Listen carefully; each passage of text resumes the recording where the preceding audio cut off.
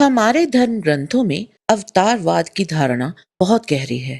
जब हम अवतार शब्द सुनते हैं तो हमारा ध्यान तुरंत भगवान विष्णु के दशावतारों की ओर जाता है, जैसे भगवान राम या भगवान कृष्ण।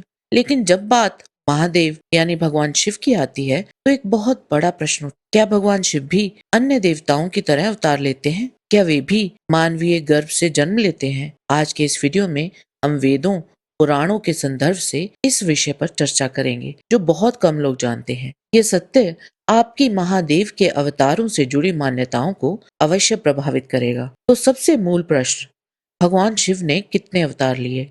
इसका उत्तर है कोई नहीं। भगवान शिव अन्य देवताओं की तरह अवतार नहीं लेते। उनका कोई भी मानवीय अवतार उस तरह नहीं होता जैसे हम सामान्यतः समझते हैं। इसका कारण बहुत गहरा है और आध्यात्मिक भी। भगवान शिव का जो विग्रह स्वरूप है, उनका जो तेज है, वह इतना विशाल, इतना प्रचंड और इतना अनंत है कि कोई भी साधारण मानवीय शरीर या गर्भ उस ऊर्जा को धारण करने में सक्षम ही नहीं हो सकता। भगवान शिव महाकाल हैं, वे समय की सीमाओं से परे हैं। इसलिए वे श्री विष्णु या अन्य देवताओं की तरह अवतार नहीं लेते, जैसे कि अपना निवास स्थान छोड़कर मनुष्य की कोख में प्रवेश करना और मनुष्यों के बीच जन्म लेना। क्योंकि भगवान शिव महाकाल हैं, समय की सीमाओं से परे हैं, वैसा अन्य कोई देवता या अवतार नहीं है। उनसे जो भी रूप प्रकट होते हैं वो भी अमर और अनंत होते हैं। पुराणों में जिन्हें सामान्यतः शिव के अवतार कहा जाता है, वे वास्तव में भगवान शिव के प्रत्यक्ष अवतार नहीं बल्कि उनके अंश से उत्पन्न स्वरूप हैं। यह स्थिति वैसी नहीं है जैसी भगवान विष्णु के दशावतारों की है, जिनमें श्री कृष्ण को पूर्ण विष्णु माना गया है।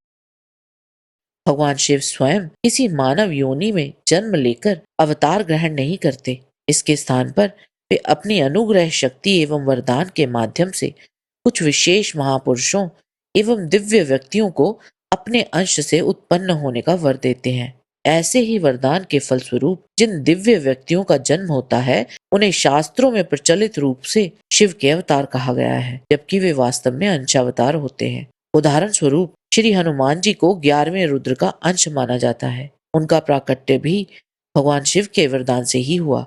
ये वरदान भगवान शिव ने स्वयं भगवान विष्णु को दिया था। भगवान शिव ने यह प्रतिज्ञा की थी कि जब जब भगवान विष्णु को आवश्यकता होगी, वे उनकी सहायता हेतु अपने अंश से एक महान शक्ति संपन्न सेवक को प्रकट करेंगे। इसी कारण श्री हनुमान जी का अवतरण हुआ। जैसा कि वेदों में वर्णित है, असंख्याता सहस्राणी ये रुद्रा अधिभूम्याम, अर्थात रुद्र असंख्य हैं, वह एक भी हैं और वह 11 भी। वह सहस्रों में भी प्रकट होते हैं और वह अनगिनत रूपों में विद्यमान है। कि भगवान शिव को अन्य देवताओं के समान मानकर समझा ही नहीं जा सकता।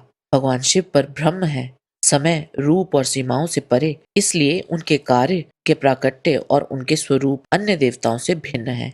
अवतार की संकल्पना में भी शिव का स्वरूप अलग है। कैलाशवासी भगवान शिव स्वयं आदि शिव के एक प्रकट स्वरूप हैं। भगवान शिव कैलाश में निवास करते हैं, जबकि आदि शिव शिवलोक में स्थित है। ये शिव ही आदि शिव के प्राकट्य रूप है। कैलाशवासी शिव के हृदय केंद्र से रुद्र का प्राकट्य हुआ। यही रुद्र लीला कहते हैं और यही त्रिदेवों में रुद्र के रूप में प्रतिष्ठित है। इसी मूल रुद्र से आगे 11 रुद्रों का प्राकट्य हुआ। पुराणों के अनुसार ये 11 रुद्र ब्रह्मा जी के आज्ञा चक्र से प्रकट हुए। इस प्रकार रुद्र एक भी हैं, अनेक भी हैं और अनंत भी, क्योंकि शिव स्वयं अनंत है।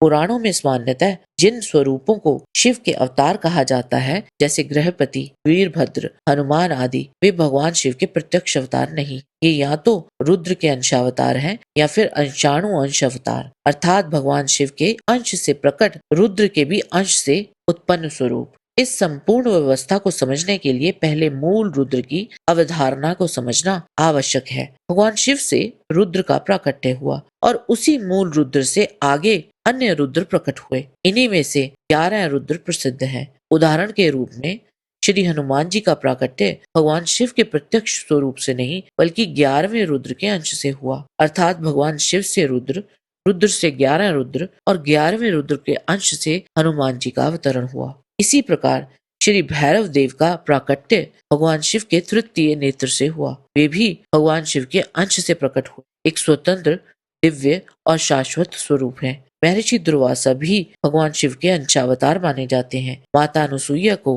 वरदान देकर भगवान शिव ने अपने अंश से उनके पुत्र के रूप में दुर्वासा का प्राकट्य कराया।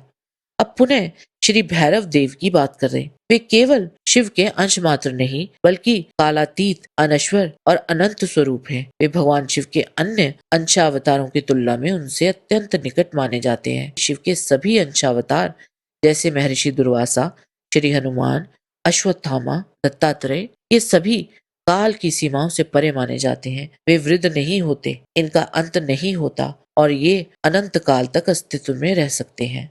अश्वत्थामा का जन्म भी भगवान शिव के वरदान से ही हुआ था।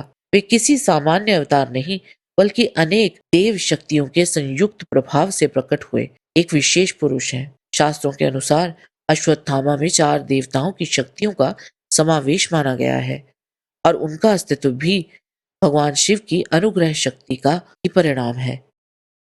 इसके अतिरिक्त भगवान शिव ने समय समय पर अपनी विभिन्न शक्तियों के प्रकटीकरण के हेतु कुछ विशिष्ट रूप स्वयं धारण किए। ये रूप शिव के अवतार नहीं कहे जा सकते बल्कि शिव द्वारा अपनी शक्तियों को प्रकट करने के लिए धारण किए गए विशेष स्वरूप थे। उदाहरणार्थ शर्भेश्वर स्वरूप। ये स्वरूप भगवान शिव ने वीरभद्र से प्रकट होकर धारण किया था ताकि भगवान नरसिंह के उग्र अहंकार का शमन किया जा सके। इसी प्रकार वृषभेश्वर महादेव का स्वरूप, ये रूप भगवान शिव ने नंदी से प्रकट होकर धारण किया था। इस स्वरूप में भगवान शिव एक महाबलशाली वृषभ के रूप में प्रकट हुए और भगवान वाराह को उनके कर्तव्य का स्मरण कराते हुए उन्हें पुनः वैकुंठ की ओर प्रवृत्त किया। शिव पुराण में इस प्रकार भगवान शिव के अन्य स्वरूपों का वर्णन प्राप्त होता है। इनमें गृहपति, कुबेर तथा यहाँ तक कि नवग्रहों को भी शिव के स्वरूप अथवा उनकी शक्ति से उत्पन्न माना गया है। शिव तत्व और विष्णु तत्व दोनों ही उस एक अद्वितीय ब्रह्म तत्व की अभिव्यक्तियां हैं। जहाँ भगवान विष्णु लोक कल्याण हेतु अवतार परंपरा के माध्यम से धर्म की स्थापना करते हैं, वहीं भगवान शिव अपने अंश, अनुग्रह और विविध प्राकट्य स्वरूपों द्वारा सृष्टि के संतुलन को बनाए रखते हैं। एक बार पुनः स्पष्ट कर दें कि पुराणों में जिन स्वरूपों या महापुरुषों को भगवान शिव के अवतार कहा गया है, वे वास्तव में उनके अंश, प्रभाव या अनुग्रह से प्रकट हुए स्वरूप हैं, ना कि स्वयं शिव का मानव योनि में जन्म लेना। भगवान शिव का तत्व अवतार प्रक्रिया से भिन्न है। वे स्वयं अविचल, अखंड और नित्य हैं और आवश्यकता पड़ने पर अपने अंश या शक्तियों के माध्यम से सृष्टि के संतुलन हेतु कार्य संपन्न कराते हैं। हर हर महादेव। आज के वीडियो में बस इतना ही। आशा करते हैं कि आपको हमारा ये वीडियो पसंद आया होगा। कृपया इसे लाइक और शेयर अवश्य करें। किसी भी प्रकार की त्रुटि के लिए आप सबसे क्षमा याचना करते हुए आपसे निवेदन है कि प्रेम पूर्वक परम पिता परमात्मा को मन में धारण करें और बोलें, वैदिक सनातन धर्म की सदा ही जय।